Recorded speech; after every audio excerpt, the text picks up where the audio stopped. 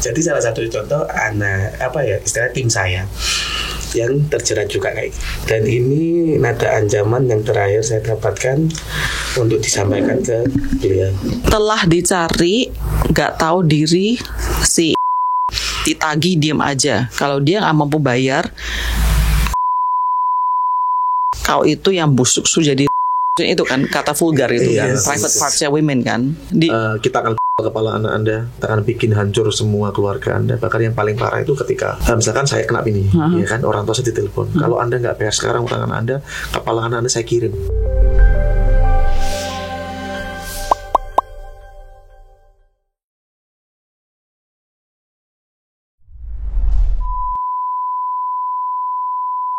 Pinjol menjadi satu masalah yang benar-benar I would say it's rooted sekali, dan bahkan spreadingnya udah luar biasa di Indonesia. Bahkan bukan masalah kerugian masalah uang, bahkan ada orang yang hilang keluarganya dan bahkan nyawanya. Nah, hari ini saya akan mengundang bukan pakar tapi mungkin lebih kayak dari Bapak. Bapak adalah komunitas daripada Stop Pinjol dengan Pak Fauzi, ya kan? Dan Pak Fatur juga sebagai dokter ya adalah korban dan anggota daripada komunitas Stop Pinjol ini, benar ya? Nah, kamu sebagai korbannya, oke. Sudah berapa tahun Bapak kena pinjol? Dari tahun 2021 ya. 2021. Oke, 2021. Bapak itu pertama-tama kenapa pengen pinjol? Pas pada waktu itu saya lagi usaha. Nah, di saat itu usaha COVID tutup. Nah, di situ juga akhirnya perekonomian kalau. Nah, di mana di akhirnya terpaksa awalnya yang coba-coba. Nah, dari itu keterusan. Oke, Bapak apply pinjol itu pinjol yang ada di OJK? Yang ada di OJK. Jadi bukannya abal-abal ya? Bukan. Legal semua? Bukan. Oke. Berapa Bapak tahu nggak jumlahnya? Itu ada yang 1 juta, ada yang... Semua juta doang saja awalnya? Ada yang 2 juta, ada yang 3 juta. Loh, berapa banyak Bapak pinjol pas itu? Maksudnya berapa perusahaan? Pertama kali awal-awal muncul itu. Oke, itu berapa? Kali itu tahun 2000, munculnya awalnya 2017. 2017. Oke, itu berapa rupiahnya, Pak? Itu sekitar 15 juta. Yep. Itu untuk apa? Kan itu kan sebelum Covid. Itu nyoba. Maksudnya coba itu apa ya, Pak? Karena iseng ya. Pas waktu itu saya kan masih kuliah. Oke. Nah, ini apa nih? Hal yang menarik, hal yang baru nih. Oke. Ya kan? Nah, di situ kita nyoba. Oke. Cuman apply KTP dan tiba-tiba dapat. Ketika kamu masih sebagai seorang mahasiswa berarti ya, maksudnya pas Bapak bilang coba itu, apakah Bapak mempunyai kebutuhan dana pada saat itu? Enggak. Notabene cuman iseng. Tapi kan maksud saya kan Bapak tahu kan pinjol itu apa? Pas saya iseng gitu. Tahu. Loh, kok bisa tidak tahu kenapa? Ini pinjaman online cuman nggak tahu efeknya. Tapi Bapak tahu ada pinjaman, kata ada pinjaman kan? Oke. Maksudnya Bapak tahu nggak berapa ketika itu contohnya bunganya berapa? Itu nggak mikir. Karena tidak dikasih tahu atau Bapak emang tidak mencari? Nggak mencari. Nggak mencari, oke. Alright. Nah, setelah itu cobalah beli handphone. Iya. Di awal itu handphone merek A ya. Oke. Di seri ke-7. Oke. Nah, setelah itu coba beli itu, kok berhasil. Ya karena kan udah ada dananya. Iya kan ada dananya, dan beli nyoba di e-commerce ternyata berhasil. Oke. Dapat tuh, kok gampang. Iya. Nah, di situ otak bisnis saya jalan. Gimana otak bisnisnya? Akhirnya handphone ini yang saya beli saya jual. Dengan untung lebih banyak. Dengan untung sebenarnya lebih banyak. Oke. Akhirnya buat bayarin balik. Buat bayarin. Tapi nggak cukup. Masih dapat. Ada. Keuntungannya. Ambil lagi. Oke. Nah, terus di situ. Jadi trading ya. Akhirnya jualan handphone nih. I see. Ya, bus mana nih? Untung nih. Ada di satu momen tiba-tiba salah satu customer itu ngilang. Bayar. Oke. Akhirnya kan di situ pakai nama saya. Ada jumlah handphone di seri tertentu di tipe X. Ya, itu lagi naik-naiknya nih. Dia beli ke saya sebanyak 3 unit. Karena berhubung sudah percaya dan langganan, ya tak kasihkan. Terus dia menghilang. Nah, ternyata setelah itu awal pembayaran lancar, kedua lancar. Nah, ketiga dia ngilang. Di situ mulai kalang kabut. Buat bayar balik pinjolnya bagaimana? Bagaimana nih? Akhirnya di situ handphone terus diusahakan, jalankan. Usaha handphone ya, jual beli handphone. Setelah itu, pada kasus tertentu COVID lah itu. Awalnya saya pakai cuman si A deh. Di awal COVID toko tutup.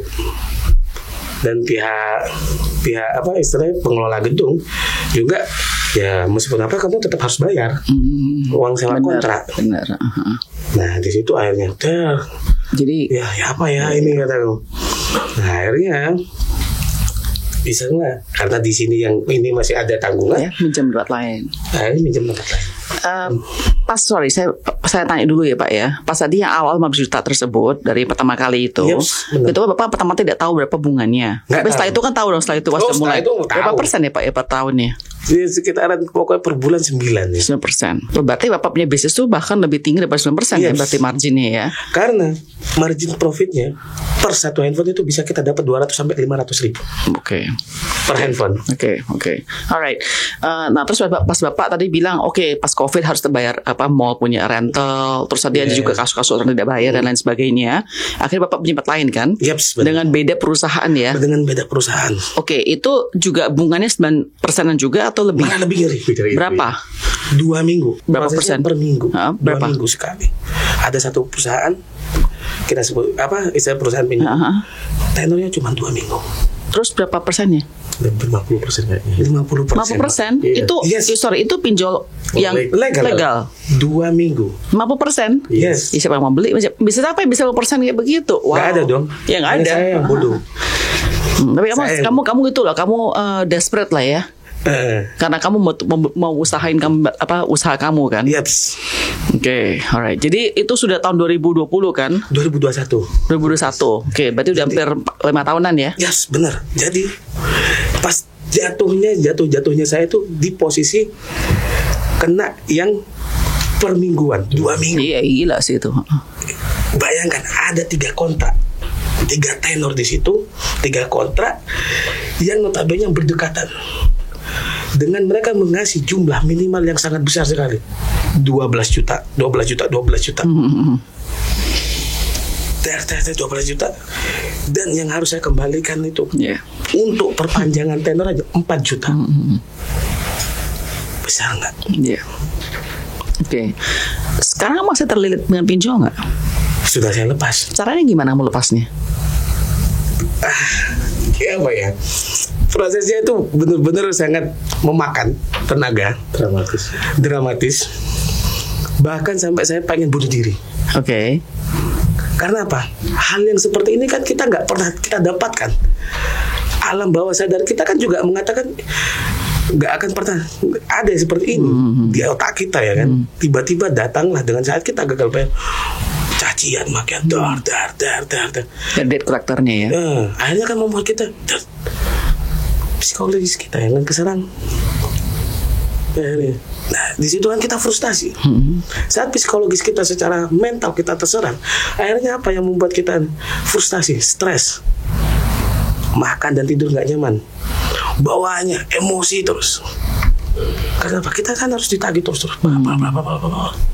Nah, akhirnya di situ ya saya akhirnya merenung dan ketemulah sama beliau. Ya, ketemulah sama Mas Fauzi. Akhirnya udah hentikan, stop. Hentikan apa nih maksudnya? Saya minta untuk gini. Pada waktu karena beliau posisinya wajahnya nggak seperti sekarang ya. Murung waktu itu kan beliau datang ke tempat saya, ke rumah alhamdulillah itu. Dia harus gimana gitu. Saya tanya, sudah berapa banyak kerugian yang keluar untuk menyelesaikan ini gitu. Dalam artian untuk ngambil kanan bayar kiri, ambil kiri bayar kanan. Terus ini nggak bisa terusin saya gitu. Stop dulu aja, perbaiki dulu bisnisnya dulu gitu. Stop, jangan bayar dulu gitu kan. Karena apa? Karena kalau masih memaksakan diri, beliau gini, pokoknya harus bayar karena nama baik. Karena beliau seorang dokter juga orang pengusaha ya kan. Saya bilang gini, kalau Anda memikirkan nama baik, bukan cuma usaha yang hancur, tubuh Anda akan hancur juga.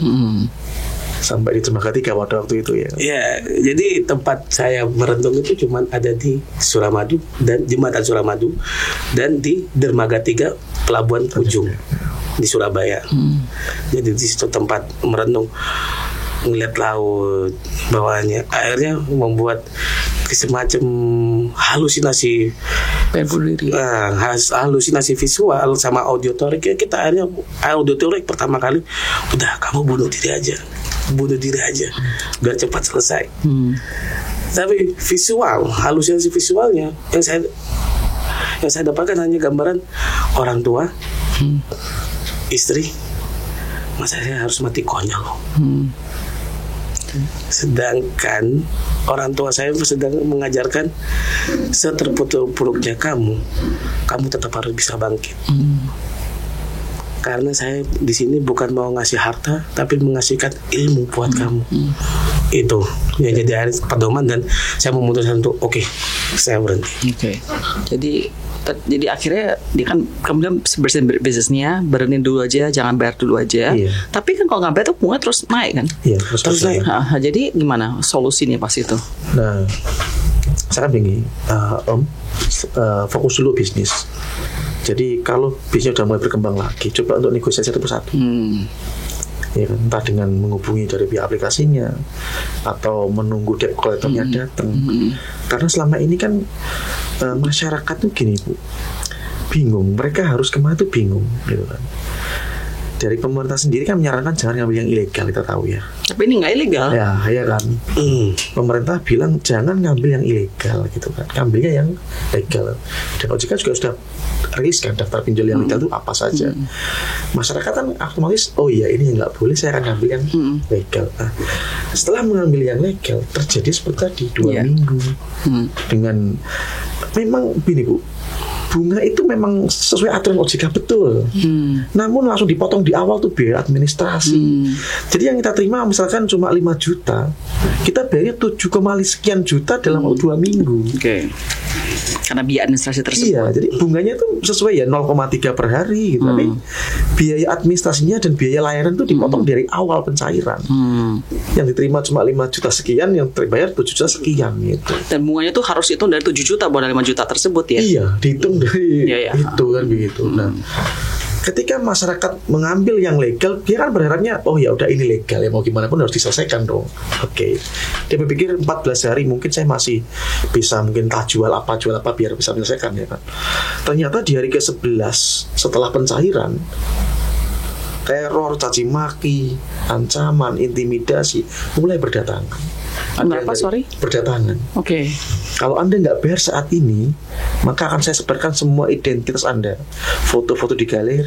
Kemana? Ya ke media sosial, ke kontak-kontak Anda, ke rekan kerja Anda. Bikin malu gitu. Iya, dibikin malu, diserang di psikologi di situ.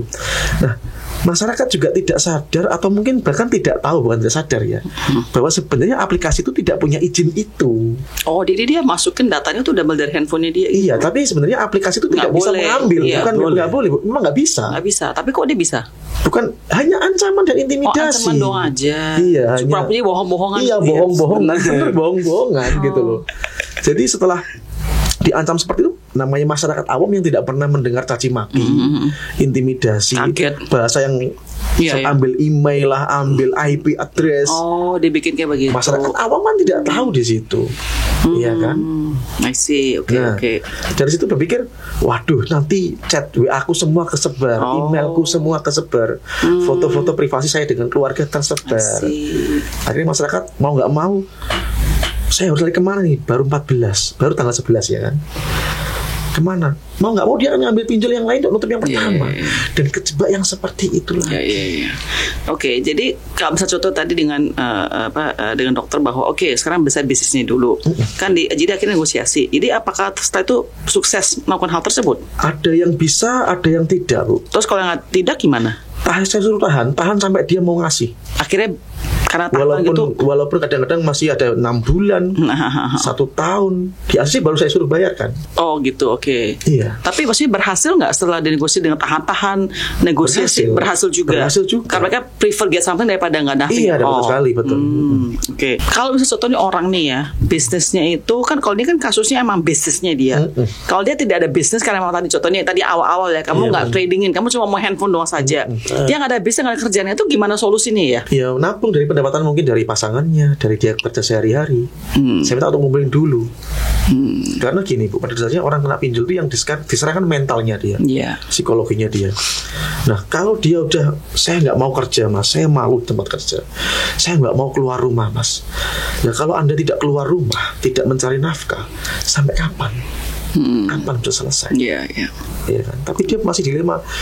Entar saya di tempat kerja saya digunjing dalam artian jadi bahan pembicaraan gitu kan. Saya malu kalau seperti itu kan. Yang jadi permasalahan lagi juga adalah ketika seorang pekerja Bu diancam, saya akan hubungin tempat kerja Anda. Di setiap lingkungan tempat kerja itu kan ada pimpinan yang bisa mengerti kondisi karyawan, ada yang tidak. Pasti ya. Iya kan. Takut kalau di pemimpin, takut kalau anak buahnya pinjol-pinjol, takut, kita jujur aja. Iya kan. Ada yang mengerti, oh iya kamu selesaikan saja, kita akan bantu untuk mungkin bilang kami nggak mau tahu urusannya ya. Jadi silakan tagih ke yang bersangkutan ke rumahnya. Ada yang seperti itu. Ada yang sekali ditelepon, siapa yang kena pinjol, cuma 2 pilihannya, mengundurkan diri atau dimutasi mungkin ke tempat yang jauh. Nah, para pekerja ini bingung, saya harus mengadu kemana? Karena beliau juga, mereka itu tidak tahu seperti apa pimpinannya. Gitu. Ngerti. Ya kan? Ada yang berani ngomong, akhirnya keluar. Ada yang berani ngomong, pimpinannya mengerti. Ada yang nggak mau sama sekali, kan macam-macam jenis pimpinan. Ya kan? Saya mau balik lagi ke kasus tadi yang Bapak bilang intimidasi dan threats daripada para debt collector ini. Kan Bapak sebagai komunitas ini, Bapak kan pasti banyak edukasi, awareness orang-orang trik-triknya mereka. Yang tadi Bapak bilang cuma bohong-bohong, katanya bakal padahal nggak bisa, betul nggak ada akses tersebut, benar ya Pak ya? Yang legal ya Pak ya. Nah, kalau orang sekarang udah tahu nih ya, oh triknya debt collector kayak begitu. Saya pinjam uang, ya udahlah, dia mau caci maki, dia mau gue akan perlu punya private information, kan dia tahu nih ini bohongan doang saja. Bisa nggak sih orang yang pinjam uang, ya udah bener kayak jadi strong mentalnya, kayaknya cuekin aja gitu. Kan udah tahu semua trik-triknya, udah gue ini aja, gue tahan strong aja mentalnya gitu. Saya paham. Bisa nggak sih? Bisa aja. Tapi itu butuh waktu Bu. Saya bilang itu saya merehab mental ya teman-teman itu kan. Saya merehab itu bisa butuh waktu 1-2 bulan. Apa sih hal yang terburuk nih? Bukan masalah ancaman ya loh. Yang mereka ngomongin ke kamu, yang bikin kamu sampai gini, boleh share nggak kata-kata kasar? Mau sebutnya kata-kata kasar apa aja? Siapa yang tahu seberapa parah sih? Untuk saat ini jadi kata-kata lucu buat saya. Oke, dulu deh pas kamu takut tuh apa? Bisa tahu nggak sih? Jadi dulu ada foto saya lagi pegang KTP.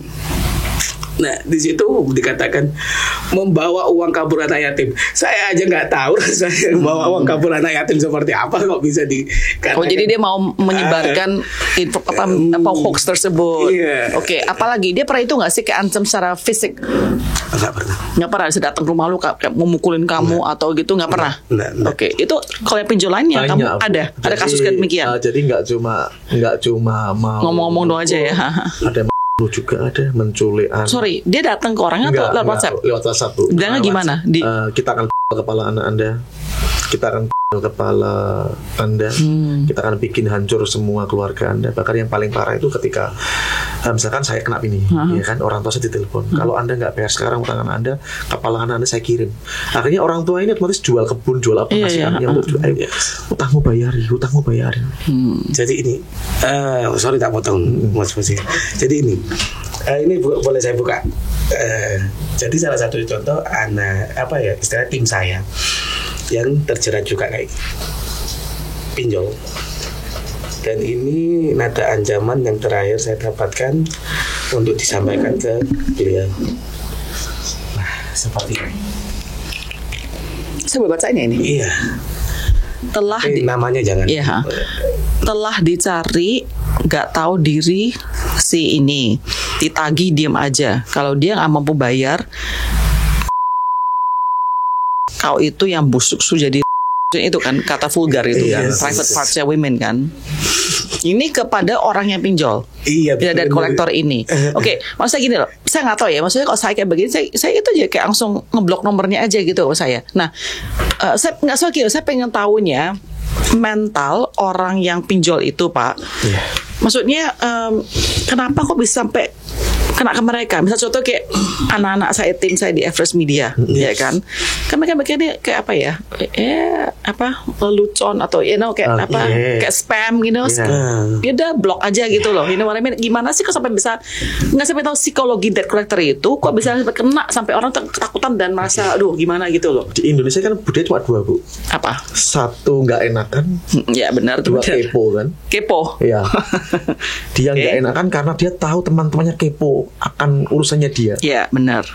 Nah, jadi ketika dia dapat ancaman seperti itu, dia berpikir nanti kalau teman saya tahu, saya malu. Dia nggak enakan dengan temannya, padahal belum tentu. Dan pinjol kan gini, Bu. Saya akan mengganggu semua rekan kerja Anda. Oh iya, saya tahu itu katanya telepon-telepon orang Iya, dia misalkan nih timnya Ibu di First Media kan enak ya. Pertanyaan jangan nyari tahu siapa tuh Ibu dia, Ibu Grace. Telepon semua dan timnya Ibu akan mikir, ya Allah jangan sampai nanti Ibu Grace diganggu gara-gara saya. Oh, oke. Kan nggak enakan ya kan. Dan terkadang Ibu Grace ditelepon, terus mungkin sedikit celoteh gitu. Saya ditelepon di ini, temannya kepo kan Bu. Nggak tahu tuh, tambah nggak enakan lagi sih korban ini. Seperti itu baru dari lingkungan kerja. Belum lingkungan di kita kan orang desa ya. Iya. Oh, komunitasnya itu ya. Iya, yang sedikit-sedikit kepo ya. Kepo ya kan. Nah, masyarakat kita itu di situ diserangnya dan desa pinjol tahu bahwa masyarakat kayak gitu. Di komunitas Bapak itu ya, ada nggak orang yang dulunya debt collector jadi seperti udah tobat? Ada nggak? Banyak. Oke, mereka tuh diajarin gimana? Diajarinnya Pak dari pemimpin perusahaan-perusahaan ini pasti diajarin deh. Nggak mungkin dia tiba kepikiran sendiri kan? Ada pasti ada playbooknya, cara-caranya gimana? Itu gimana sih diajarinnya Pak? Ya, ini yang saya dapatkan ya. Iya. Okay. Mereka bilang itu inisiatif dari debt collector sendiri. Yang saya dapatkan ya Bu. Okay. Yang saya dapatkan inisiatif dari deskolnya itu sendiri. Oke. Gitu kan. Nah, tapi saya juga agak janggal gini, kalau itu inisiatif kenapa masif? Ya, mungkin beliau tidak ya kan, mungkin beliau tidak, tapi teman-teman kita nggak pernah tahu gitu kan. Nah, beliau ini yang sudah tidak mau bekerja di dunia itu, ya sering ngasih kita cari tahu nomor orang-orang itu dari sini. Dari mana? Ya, misalkan Bu, pinjol legal itu kan tidak punya izin akses kontak ya. Benar. Kok dia tahu gitu, yang dihubungin kayak Bu Grace. Nah, kita selaku masyarakat Indonesia Bu, saya bilang kebanyakan ya, selalu mencantumkan tempat kerja kita asli, bener-bener asli. Kayak di mana? Di pinjol kan. Kamu kerja di mana tuh? Terus Everest Media gitu. Dan dia akan nyari tahu siapa orang-orang yang kerja di situ juga. Google. Bisa di Google, bisa di website Everest Media yang kontak personnya dapat gitu. Itu yang akan diganggu. Ada juga yang dari Google Maps. Misalnya saya RT3 RW3 gitu ya. Di Sari sana. Iya di Sari. Nah, sekitar lingkungan kita ada musola. Ada toko kelontong. Itu dicari kan ada nomor teleponnya kan di Google Maps itu kan. Dihubungin juga. Main pinter orang-orang debt collector ini ya, sangat resourceful maksud saya kata-katanya. Sangat effortnya biasa, betul. Itu nggak diajarin, mereka pintar sekali dengan cara ide-ide mereka. Mungkin saya yakin TL-nya kali. Pasti ada lah. Nggak mungkin kalau pintar akur ide segitu. Ya kan. Dan terus ada lagi juga dari Mas, saya itu nggak pernah nyantumin tempat kerja, atau mungkin beliau ketika daftar di tahun sekian ya masih PTA gitu kan. Dan terus di 2024 pindah ke PTB. Kok dia bisa tahu? Dia cari di LinkedIn. Historinya. Iya. Dari get kontak. Ini kayak itu ya, mereka tuh kayak CIA sebetulnya bagus ya, kayak bin gitu ya, pinter nyari loh. Luar biasa memang.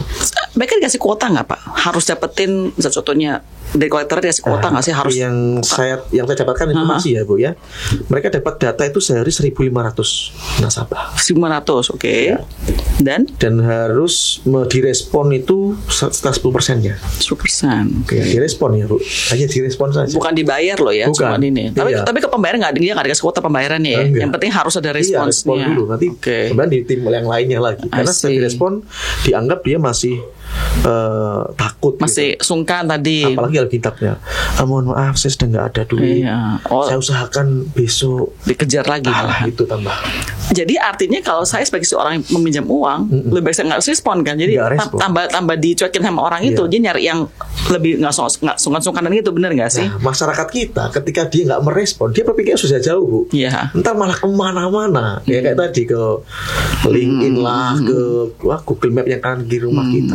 Jadi seperti itu. Sih. Jadi Mas kalau nggak saya respon nanti malah kemana-mana Iya, Mas iya. gitu. Oke. Saya bingung, tapi saya respon malah nggak berhenti. Oke, kalau tadi Bapak kan membantu dia dengan masalahnya pinjolnya dia, tapi Bapak harus renegotiate ya kan? Renegotiate. Apakah dari debt collector tersebut mempunyai hak untuk apa? Oke, gue kasih lu ringan-ringan itu bisa nggak sih? Bisa. Oh bisa. Karena saya pernah ketemu beberapa debt collector, ya, jadi tetangga ya saya nemuin ya kan. Enaknya gimana? Dan itu lunas, Bu. Beneran lunas. Mungkin dapat komisi nggak sih kayak begitu Pak? Dapat ya pasti ya. Dia dapat. Cuma kenapa dia mempersulit? Bukan bahasa mempersulit ya, Bu. Dia kan juga nggak ingin komisinya kurang, komisinya kurang gitu. Jadi kalau bisa kenapa tagihan nggak sebesar yang besar sekalian gitu. I see. Nah, yang jadi permasalahan kan tadi loh, mental masyarakat kita bilang SDM juga agak kurang kali, Bu ya. Diancam seperti itu, berpikir bahwa jangan sampai nanti foto anak saya dibuat apa-apa, foto saya diedit bugil kan sering sekali. Iya, benar-benar. Saya malu Mas gitu kan. Nah itu yang bikin mereka depresi dan akhirnya memutuskan untuk mengakhiri hidup. Jadi sampai minimal perceraian lah terjadi. Jadi kita sempat juga ya Pak, didatengin itu loh. Iya. Yang waktu di kantorku. Iya betul. Yang dia sudah minum baygon. Cuci lambung akhirnya ya. Iya, akhirnya ya kuadrat yang maha kuasa ya. Iya. Masih diberikan kehidupan lagi. Yang berita ini tanda kolektor yang sangat sadis demikian. Itu kan sebetulnya ada aturan hukumnya, udah nggak sih? Saya bisa baca bentar berapa hukumannya ya. Pertama-tama OJK nomor 22. Oke, apa sih isi daripada nomor 22 ini, Pak? Iya, perlindungan konsumen kan tidak boleh disebarkan luaskan, Bu. Data dirinya. Oke, ya. berarti artinya yang dikerja sama deklaratornya adalah semua ilegal dong, melawan peraturan OJK nomor 22. Kalau Ibu mau baca dari POJK, SEOJK, sebagian besar dilanggar semuanya. Jadi pasal 18, pasal 62 Undang-Undang Konsumen nomor 8, ini semua intinya mereka semua cross the line, tidak ada satupun yang mengikuti peraturan tersebut. Apakah ketika misal contoh kamu sebagai korbannya lapor kepada polisi lah, terus ada nggak sih pelapor di Bapak punya member komunitas banyak, itu? Bu. Tapi banyak. Responsnya? Ya, karena mereka tidak pernah menyebutkan nama aplikasi, Bu.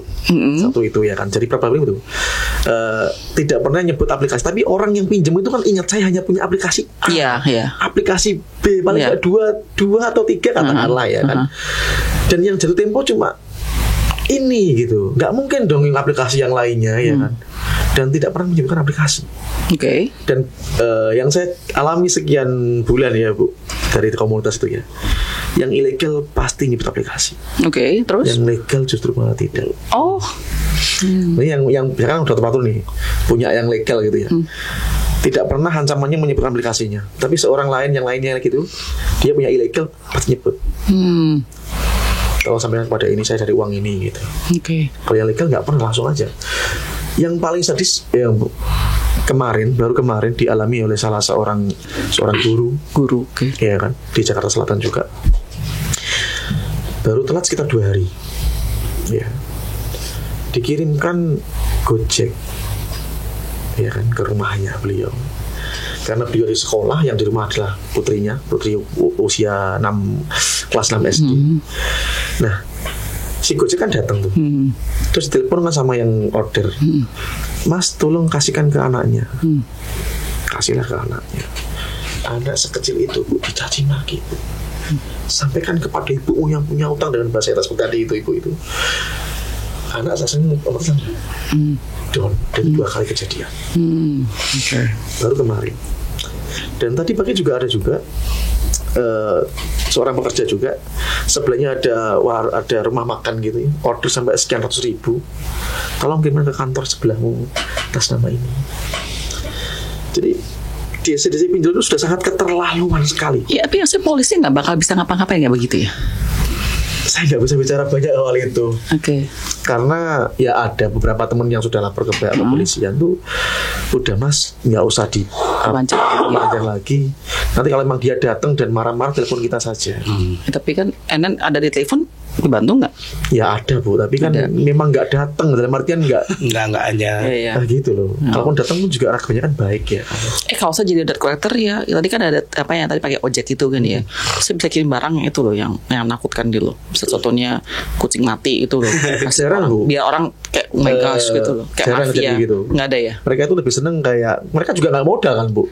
Kan bisa kucing kan. Mati, tikus mati baik banget dia. Kan ojeknya nggak mau Bu. Kan dia cuma ngorder aja. Tapi yang ngomong-ngomong itu di ojeknya kan? Iya, ojek di kan HP-nya ojeknya drivernya kan ditelepon sama yang order. Oh, yang telepon ordernya. Oh, iya, jadi buat orang ojeknya. Bukan orang kok. Teman-teman dari ojol itu. Sebenarnya sangat kasihan dengan korban-korban pinjol. Karena sering kayak begitu ya. Mereka juga kena dampaknya masalahnya. Jadi sudah gini loh. Dan korban juga gini pemikirnya, gara-gara saya ojol jadi repot. Lah kembali gak enakan tadi ya kan. Benar. Gak enakan tadi.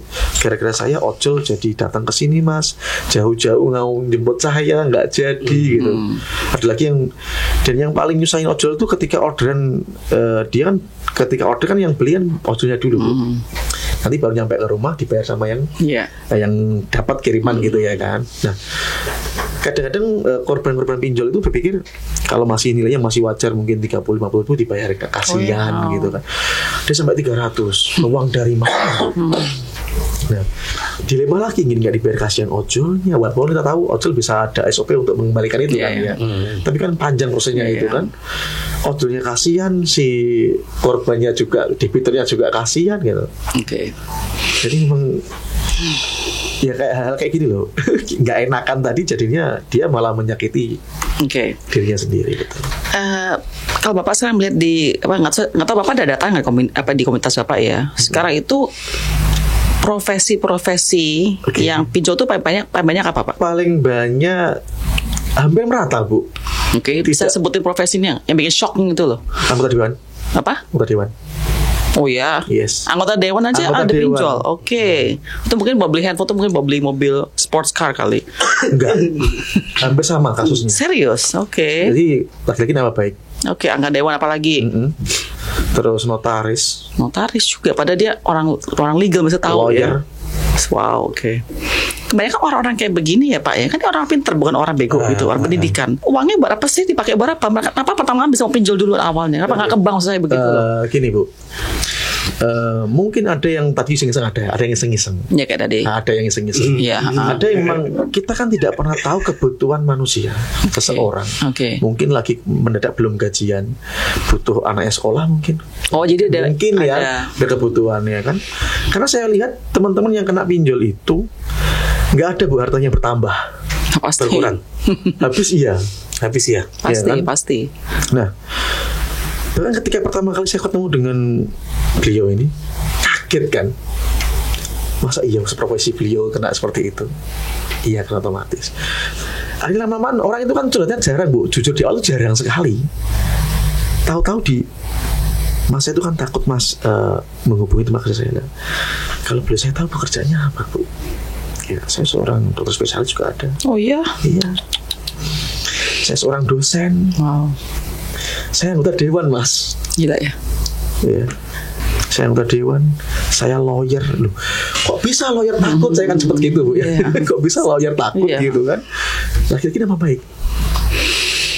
Jadi emang itu ya, maksudnya kita ada satu asumsi bahwa yang pinjol itu adalah orang yang tidak pendidikan atau orang yang social economy low, tapi ternyata awalnya bukan ya. Chris. Jadi awalnya saya sebelum ngebuka itu tak pikir gini, hina banget sih aku sampai kejebak kayak gini. Ini adalah hal yang sangat hina banget lah istilahnya, karena pinjol ini kan menurut saya kan notabene untuk yang mohon maaf ya istilah yang benar yang memang kesulitan secara ekonomi dan ini finansial dan lain. Nah awalnya wah itu yang membuat saya akhirnya terus bodoh banget sih aku sampai kayak gini. Kok kok bisa sih? Nah ternyata setelah ikut komunitas baru tahu banyak. Dan lucunya juga ada kolega juga yang terjebak juga, yang awalnya cuman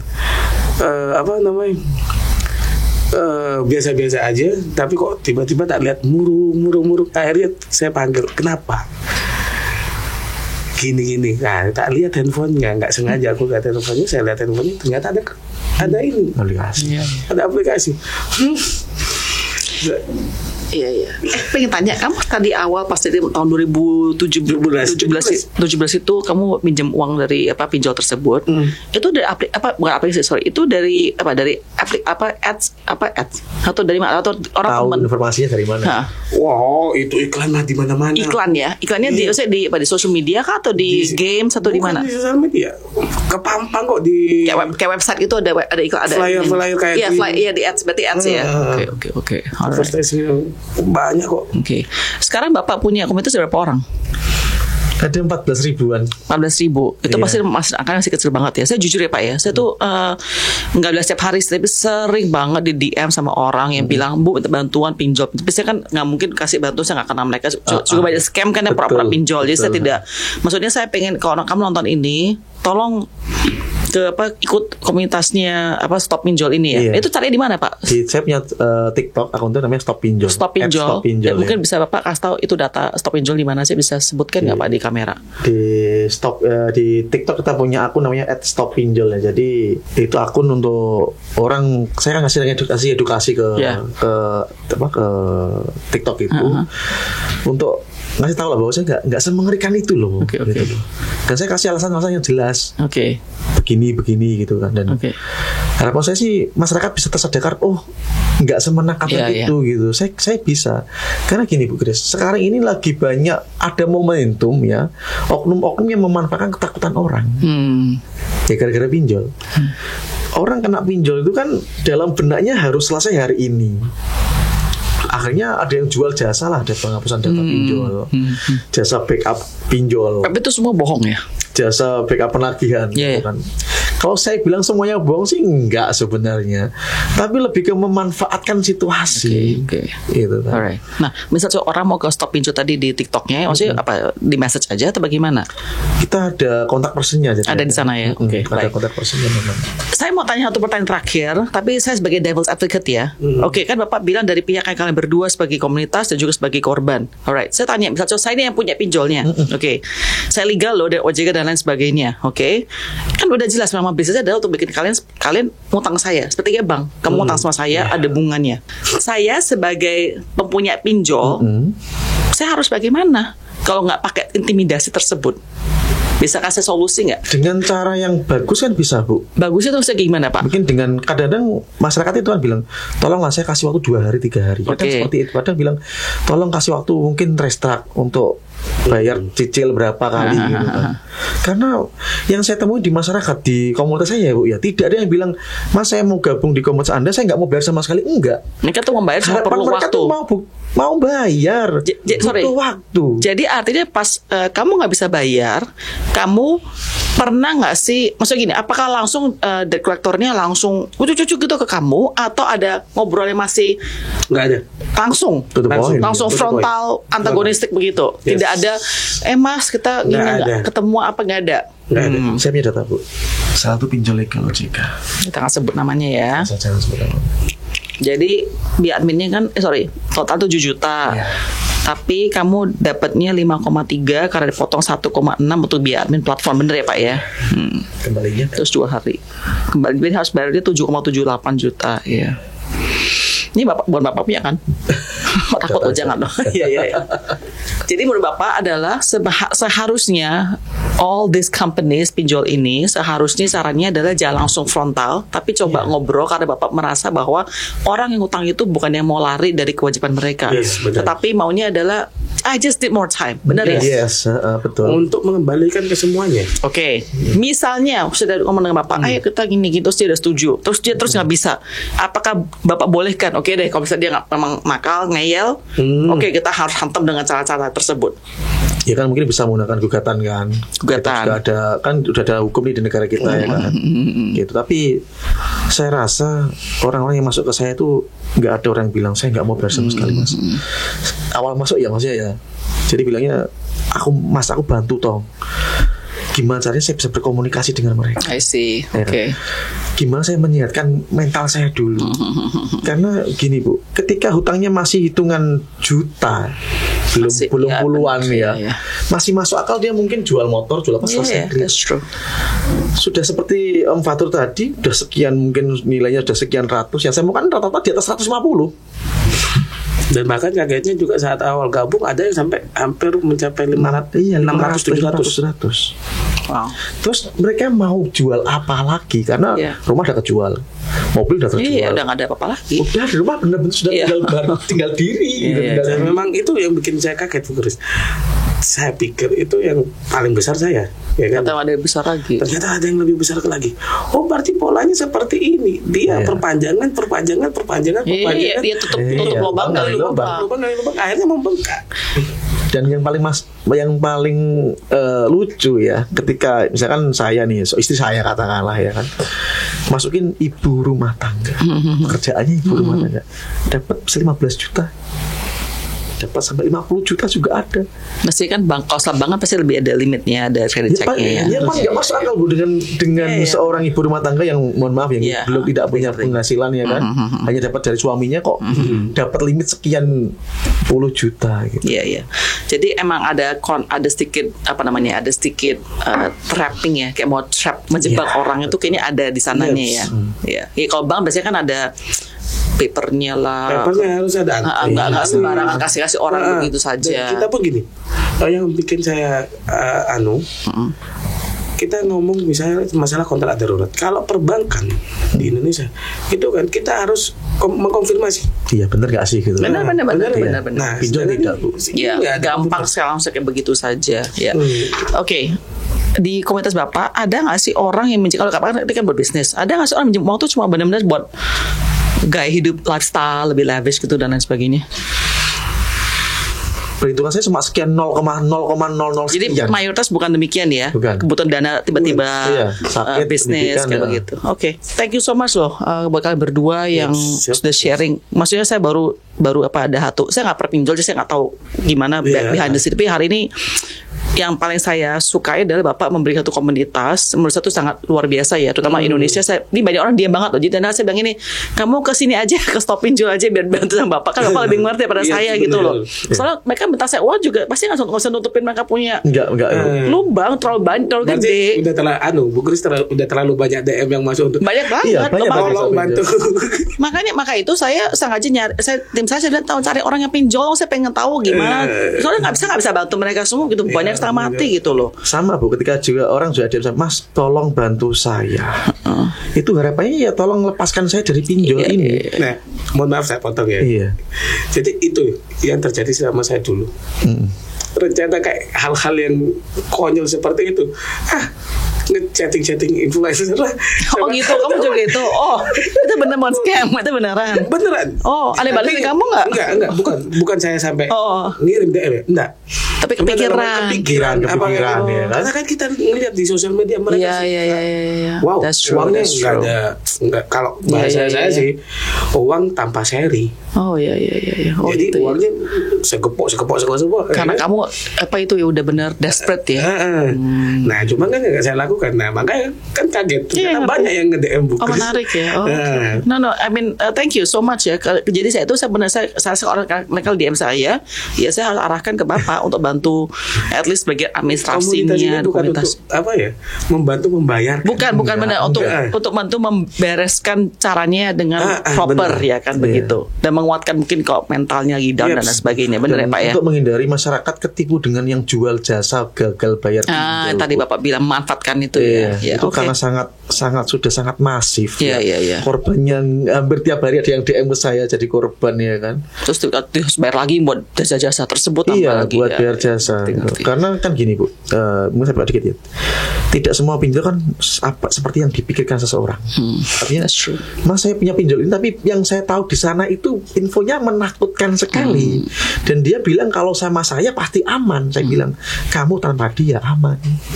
Karena emang nggak begitu faktanya. Jadi di luar sana ada yang bilang sebenarnya ini kecil di kelasnya ya, dibikin seorang besar banget dan menakutkan gitu kan. Tapi kalau dia mau saya bantu aman. Nah itu sebenarnya ingin saya, kamu ngapain buang duit buat jasa yang nggak berguna? Iya benar-benar. Mending kamu belikan buku, kitab suci, baca itu. Thank you so much loh again atas awareness dan edukasinya ya. Semoga banyak Indonesia lebih lebih alert ya tentang hal yang baik-baik seperti kamu tadi itu. Ya Pak, tapi good news ya, kamu sudah keluar, so that's great ya. Bisa keluar. Thank you so much. Thank you ya. Saya bagus.